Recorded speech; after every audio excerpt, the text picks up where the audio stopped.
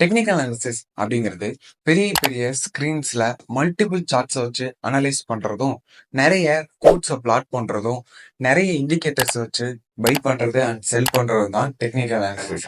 This is Athishma from Finance Street. First of all, technical அனாலிசிஸ்னா என்ன?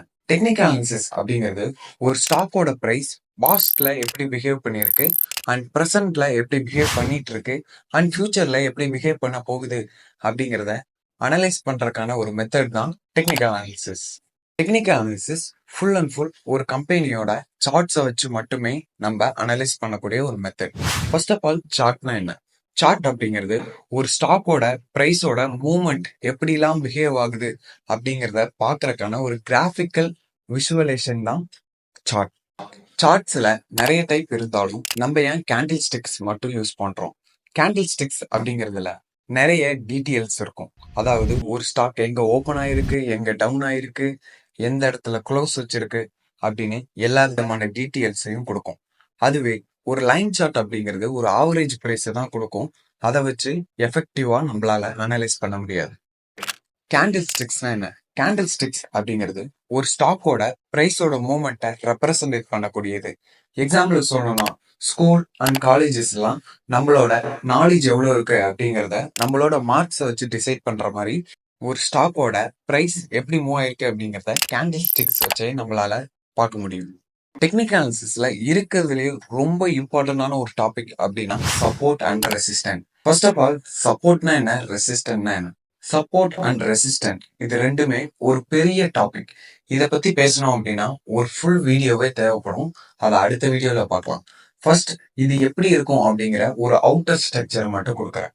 அதாவது சப்போர்ட் அண்ட் ரெசிஸ்டன்ட் அப்படிங்கிறத சிம்பிளா சொல்லணும் அப்படின்னா, ஒரு ஸ்டாக் எந்த பாயிண்ட்ல ரிவர்ஸ் ஆக போகுது அப்படிங்கிறத ஃபைன் பண்றதுக்கான மெத்தட் தான் சப்போர்ட் அண்ட் ரெசிஸ்டன்ட். இந்த சப்போர்ட் அண்ட் ரெசிஸ்டன்ட் எப்படி ஒர்க் ஆகுது அப்படின்னா, இப்போ ஒரு மார்க்கெட் டவுன் ஆகிக்கிட்டே இருக்கு அப்படிங்கும்போது எந்த இடத்துல சப்போர்ட் இருக்கு அப்படிங்கிறத பாக்குறது மூலமா அந்த மார்க்கெட் எப்ப அப் சைடு மூவ் ஆகும் அப்படிங்கிறத நம்மளால தெரிஞ்சுக்க முடியும். அதுவே ரெசிஸ்டன்ட் அப்படிங்கிறது ஒரு ஸ்டாக் அப் சைடே இருக்கு அப்படிங்கும்போது எந்த இடத்துல அந்த ஸ்டாக் ரிவர்ஸ் ஆக போகுது, அதாவது டவுன் சைடு எப்போ ரிவர்ஸ் ஆக போகுது அப்படிங்கிறத தெரிஞ்சுக்கிறதுக்கான ஒரு மெத்தடா இருக்கும். And last, indicators. இண்டிகேட்டர்ஸ் அப்படிங்கிறது நம்ம நிறைய பேத்துக்கு பிடிக்கும். ஏன் அப்படின்னா, எந்த வேலையும் செய்யாம அல்வா சாப்பிட்றது யாருக்கு தான் பிடிக்காது? ஒரு இண்டிகேட்டரை நம்ம பிளாட் பண்ணி அது எப்ப பை கொடுக்குதோ அப்ப பை பண்ணலாம், எப்ப செல் கொடுக்குதோ அப்ப செல் பண்ணலாம் அப்படிங்கிற மைண்ட் செட் நிறைய பேத்துக்கு இருக்கு. இண்டிகேட்டர்ஸ் அப்படின்னா ஃபர்ஸ்ட் ஆஃப் ஆல் என்ன? இண்டிகேட்டர்ஸ் எல்லாமே எப்படி ஒர்க் ஆகுது அப்படின்னா அப்படின்னா பிரைஸோட மூவ்மெண்ட்டையும் வால்யூமும் வச்சு அது மூலமா தான் ஒரு இண்டிகேட்டர் அப்படிங்கிறது ஒர்க் ஆகுது. இண்டிகேட்டர் சொல்றது எப்பவுமே ஒர்க் ஆகணும் அப்படிங்கிற எந்த விதமான அவசியமே கிடையாது. நம்ம நல்லா அனலைஸ் பண்ணிட்டு அதை ஃபர்தரா இண்டிகேட்டர் மாதிரி, அதாவது அதை ஒரு இண்டிகேஷனா எடுத்துக்கிட்டு அதை கன்ஃபர்மேஷனுக்கு யூஸ் பண்ணி அதுல இருந்து ப்ராஃபிட் பண்ணும் அப்படின்னு நினைச்சா நம்மளால நல்ல ப்ராஃபிட் பண்ண முடியும். என்னை பொறுத்தளவு மேக்சிமம் உங்களோட சார்ட்ல 3 இண்டிகேட்டருக்கு மேல இருந்துச்சு அப்படின்னா அது ரொம்ப டேஞ்சரஸ். நீங்க 3 இண்டிகேட்டர்ஸ் வச்சு உங்களால நல்லா ட்ரேட் பண்ண முடியும். இந்த வீடியோல நீங்க டெக்னிக்கல் அனாலிசிஸ்னா என்ன அப்படின்னு ஒரு அவுட்டர் ஐடியா உங்களுக்கு கிடைச்சிருக்கும் அப்படின்னு நான் நினைக்கிறேன்.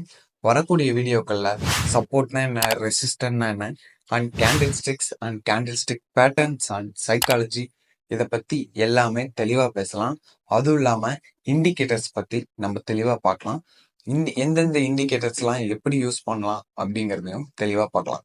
இந்த ஃபுல் சீரீஸை நீங்க கம்ப்ளீட் பண்ணி முடிக்கும் போது உங்களுக்கான ஃபுல் நாலேஜ் கிடைச்சிருக்கும். அஸ் அ ட்ரேடரா நீங்களே தனியா உங்களுக்கு ட்ரேட் பண்ணக்கூடிய அளவுக்கு நல்ல ஒரு நாலேஜ் கிடைச்சிருக்கும். இந்த வீடியோ உங்களுக்கு பிடிச்சிருக்கும்னு நம்புறேன். அடுத்த வீடியோல பார்க்கலாம். Until then, bye from ஃபினான்ஸ்ட்.